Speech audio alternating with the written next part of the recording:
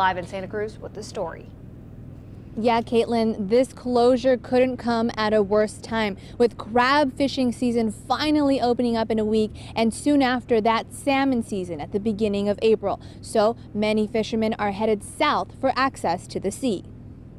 I live right near my boat, so it was a rough decision, but one I felt I had to make. Mark drove his boat from Santa Cruz down to Moss Landing after he learned the small craft harbor was closed by the Coast Guard. Right now I'm paying for a slip here and I'm paying for a slip in Santa Cruz, and I'll probably go back there today and negotiate me taking off for a period of time from Santa Cruz until they can make sure that the harbor will be open and safe. David is a regular at Moss Landing, and he says he's seeing a lot more activity in the harbor. You know, the spaces down here are filling up pretty quick. Got some new boats getting ready for salmon, and then trying to do the crab thing too. That's what's been, a lot of guys are coming here. I know they're seeing the parking lot full. The federal government requires at least 15 to 17 feet in the channel to allow boats to go through, but the most recent sailings show parts of the channel are about 3 feet deep. Just frustrating, and you know, we have our boats here and we're paid to have our boats here, but we can't go out. So while boaters have to settle for the view from the docks, smaller crafts, kayakers and paddleboarders are taking advantage of the harbor while they can. Yeah, no, it's just less congested and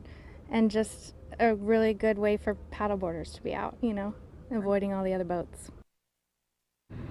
And part of the problem is that the dredging equipment is about 30 years old. A new machine is expected to arrive in May, but it won't be put into use until next year. So tomorrow, port officials are meeting with the Coast Guard and Army Corps to examine the harbor and come up with a plan. Caitlin? Thank you, Bianca. A few boats have been able to go in and out of the harbor. The Coast Guard is granting access to mariners on a case-by-case basis. We have the contact information on our website at ksbw.com.